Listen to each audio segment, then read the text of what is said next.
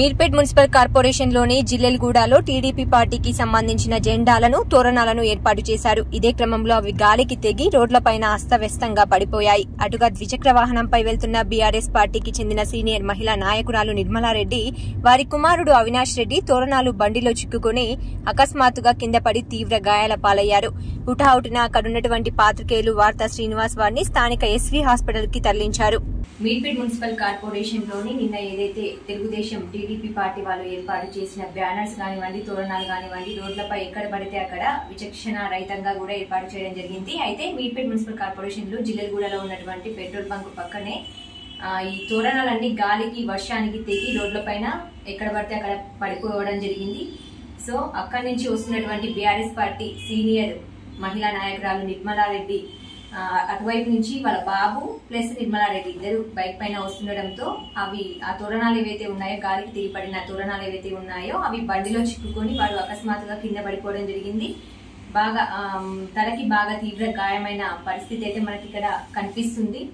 అదే విధంగా వాళ్ళ బాబుకు కూడా కాలుకు చేతుకు తీవ్ర గాయాలయ్యాయి.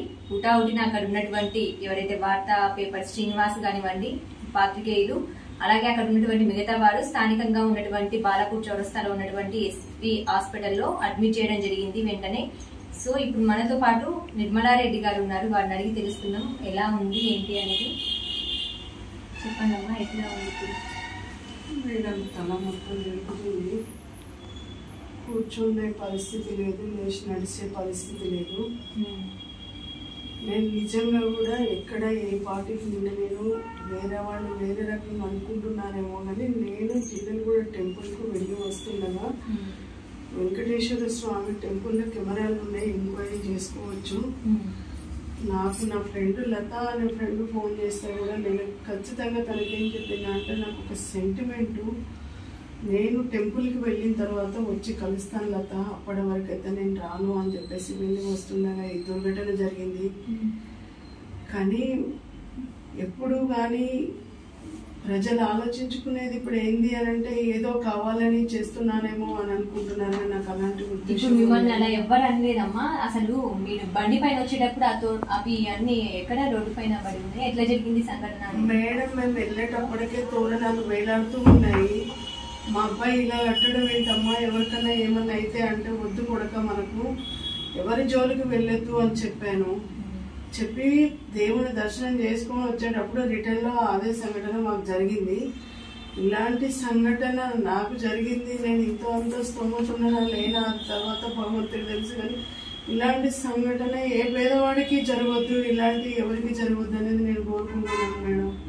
అంటే మీరు అక్కడ నుంచి ఎవరు తీసుకురావాలని? మమ్మల్ని హాస్పిటల్లో చేంజ్ చేసింది వార్తా విలేకరి శ్రీనివాస్ గారు. అక్కడ శైలేష్ గారు ఉన్నారంట, వాళ్ళే చూసి వచ్చి అట్లానే టీఆర్ఎస్ పార్టీ కార్పొరేటర్ గారు వీరప్ప గారు నేను జీప్ బండి తీసుకొని వస్తా అన్న లోపే మమ్మల్ని హాస్పిటల్కి తరలించడం జరిగింది మేడం. ఇప్పుడు ఎట్లా ఉందమ్మా హెడ్? పరిస్థితి అయితే హెడ్ అయితే బాగా తిరిగి కళ్ళు తిరుగుతున్నాయి, లేచి కూర్చోలేని పరిస్థితి, నడవలేని పరిస్థితి మేడం.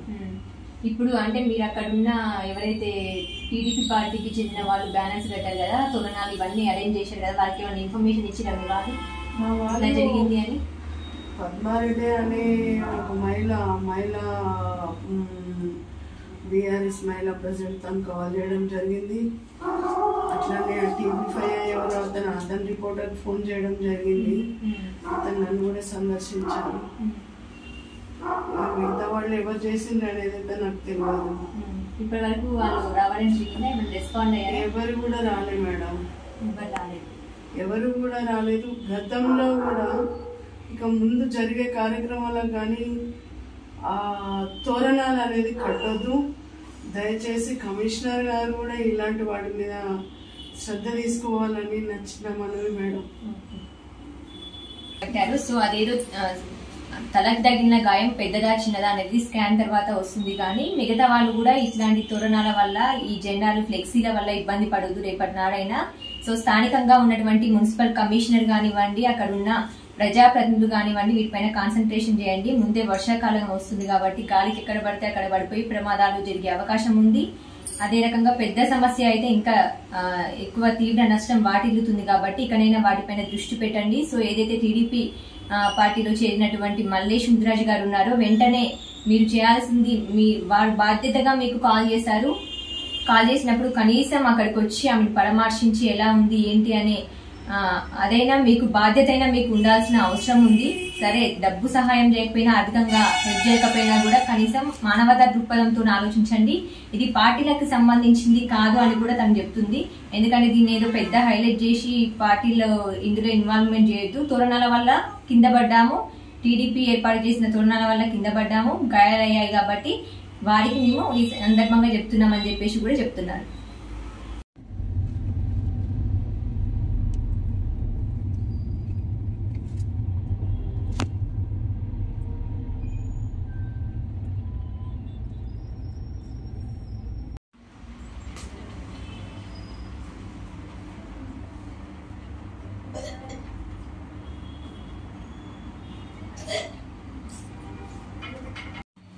అంటే అరెస్టులో ఇంకోటి నువ్వు అది చేసి కదా ఇంకా ఎక్కువ వేసుకోడు.